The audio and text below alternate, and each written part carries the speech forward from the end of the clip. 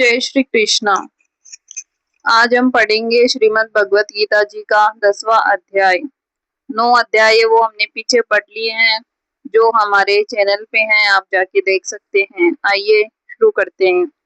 श्री ओम नमो भगवते वासुदेवाय वासुदेव विश्वेश्वराय आदि पुरुष परम परि अलेख पुरुषाय नमः। आइए प्रारंभ करते हैं। श्री कृष्ण बोले, हे महाबाहु और मेरे कल्याण कारक वचन सुनो। तुम पर मेरी अत्यंत प्रीति है, अतएव तुम्हारे कल्याण के लिए कहता हूँ। मेरी उत्पत्ति का हाल न तो देवता ही जानते हैं और न महर्षि लोग। मैं ही देवों और महर्षियों का आदि कारण हूँ। जो मुझे अजन्मा अनादि और सब लोगों का ईश्वर मानते हैं, वे सब मोह रहित हैं। उनके पाप नष्ट हो जाते हैं। बुद्धिमान क्षमा, सत्य, दम, शम, सुख, दुख, जन्म मरण, भय, अभय, अहिंसा, ममता, संताप, तप, दान, यश, अपयश इत्यादि जो अनेक प्रकार के भाव है, वे सब मुझ में उत्पन्न होते हैं। 7 महर्षि और उनके पहले 4 मनुष्य मेरे मन से उत्पन्न हुए। जो मनुष्य मेरी इस विभूति को भली भांति जानते हैं, वे निश्चय योग से सिद्ध होते हैं, इसमें संदेह नहीं। ये जानकर कि मैं सबको उत्पन्न करता हूँ और मुझ ही से सबकी प्रवृत्ति होती है। विवेकी प्राणी मेरी उपासना करते हैं। वे मुझे अपने चित्त और प्राणों को लगाकर एक दूसरे को समझाते हुए भजन करते हैं, सदा संतुष्ट और सुखी रहते हैं। चित्त को सावधान करके प्रीति पूर्वक भजन करने वालों को मेरा ऐसा बुद्धि योग देता हूँ, जिससे वे मुझे प्राप्त कर लेते हैं। उन पर अनुग्रह करके मैं उनकी बुद्धि में स्थित हो देदीप्यमान ज्ञान देता हूँ।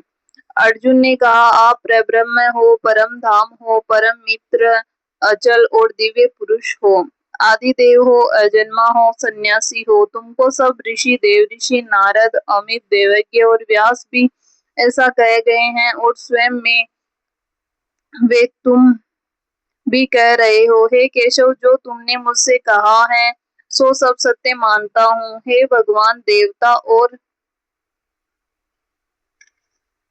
दानव, इन दोनों ने तुम्हारे रूप को नहीं जाना है। हे सब चीजों के उत्पन्न करने वाले भूतेश, हे देव जगत पेते, हे पुरुषोत्तम, आप स्वयं ही अपने को जानते हैं। अतः आप अपनी गत दिव्य विभूतियों का हाल पूर्णतः वर्णन कीजिए, जिनके द्वारा आप इन सब लोकों में व्याप्त हो रहे हैं। चिंतन करता हुआ मैं आपको किस प्रकार से जान सकता हूँ? आपका ध्यान किन किन भावों से करना उचित है? हे जनार्दन, कृपा अपनी माया और विभूतियों को विस्तार से कहिए। इस अमृत रूप आपकी वाणी को सुनने से मेरा मन तृप्त नहीं होता है।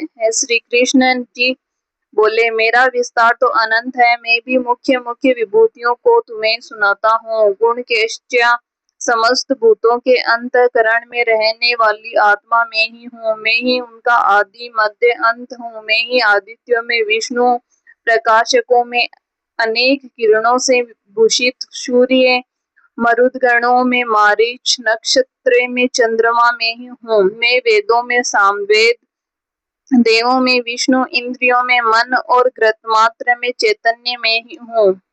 रुद्रों में शिव, यक्षों में कुबेर, अष्टवसुओं में अग्नि और पर्वतों में सुमेरु में ही हूँ। हे पार्थ, पुरोहितों में बृहस्पति, सेनापतियों में स्कंद और जलाशयों में समुद्र में ही हूँ। मैं ऋषियों में भृगुवाणी हूँ, अक्षरों में ओंकार, यज्ञों में जप और स्थावरों में हिमालय में ही हूँ। वृक्षों में पीपल, देवऋषियों में नारद, गंधर्वों में चित्र रथ, सिद्धों में कपिल मुनि, वेदों में अमृत और उत्पन्न उच्चैश्वर्य, गजेंद्रों में ऐरावत और मनुष्य में राजा में ही हूँ। धातुओं में वज्र, गौओं में कामधेनु, प्रजा की उत्पत्ति करने वालों में कामदेव और श्रपों में वासुकी में ही हूँ।